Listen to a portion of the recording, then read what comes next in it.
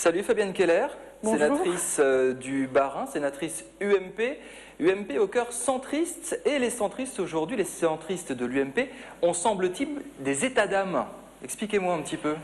Écoutez, il y a des centristes à l'UMP, nous sommes un certain nombre qui étions à l'UDF avant, qui avec des personnes comme Pierre Méhaignerie ou Jacques Barrot avons rejoint cette grande fédération qu'est l'UMP en 2002.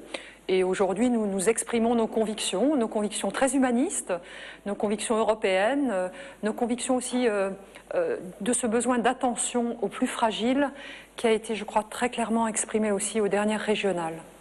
Aux dernières régionales, justement, dans la région, les centristes, on va dire le MoDem, ceux qui se revendiquent centristes, ont fait moins de 5%. Est-ce que ça veut dire que le centrisme en Alsace est mort, alors que c'était une terre historiquement favorable à ce courant ? Je crois que c'est un centriste qui a été élu à la tête de la région Alsace. Philippe Richert est centriste. Vous savez, des centristes, il y en a dans plusieurs mouvements aujourd'hui. Il y en a à l'UMP. Est-ce que c'est pas ça le problème, justement? C'est que j'ai l'impression qu'aujourd'hui, les centristes, ils ont du mal à trouver un petit peu leur place.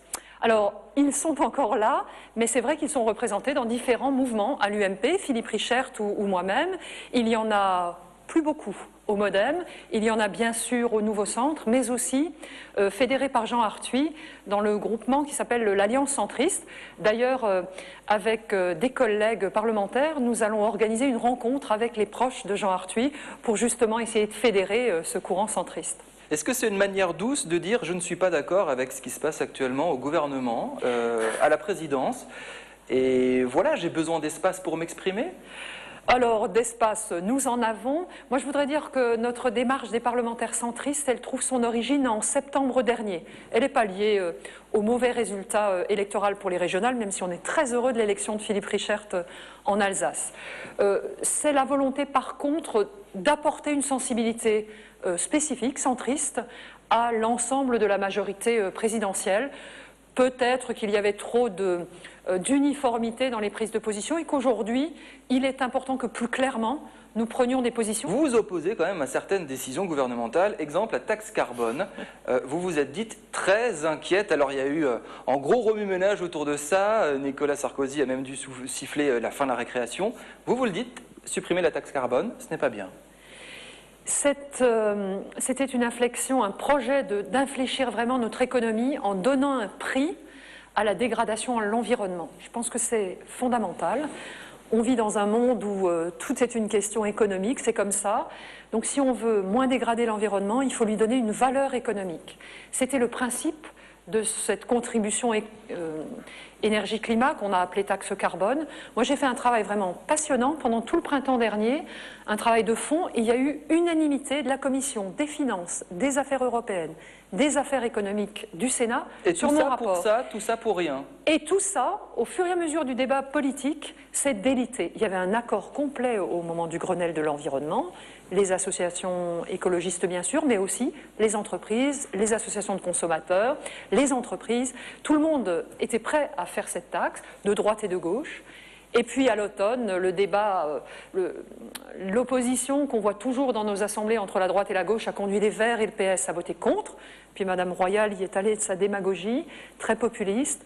Et je dois dire que l'arrêt du Conseil constitutionnel, juste après Noël, a rendu très difficile l'élaboration d'un texte qui était conforme à cette décision. Et pour le bouclier fiscal, faut-il le supprimer ou le réévaluer? Il y a un énorme débat actuellement là-dessus. Est-ce que vous marquez votre différence avec le gouvernement qui, pour l'instant, toujours selon la voix de Nicolas Sarkozy, veut le maintenir? Alors nous sommes 30 parlementaires centristes à clairement avoir dit, au sein de l'UMP, à clairement avoir demandé l'adaptation de ce bouclier fiscal. Il y a la question du déficit budgétaire français, il faudra là aussi faire des efforts. Je crois qu'il faut les demander aussi à ceux qui ont les patrimoines les plus importants. C'est normal, c'est lié à leur situation, leur chance. Donc je suis pour ma part favorable à sa suppression. Est-ce qu'à un moment donné, vous déciderez de créer vous-même une sorte de parti centriste alsacien et de le mener, de quitter l'UMP? C'est envisageable ça un jour? Écoutez, pour l'instant, la trentaine de parlementaires que je fédère avec mon collègue Christian Kerr, nous souhaitons être clairement à l'intérieur de l'UMP, mais faire bouger cette UMP, marquer notre sensibilité et puis ouvrir des débats qui parfois sont considérés comme clos.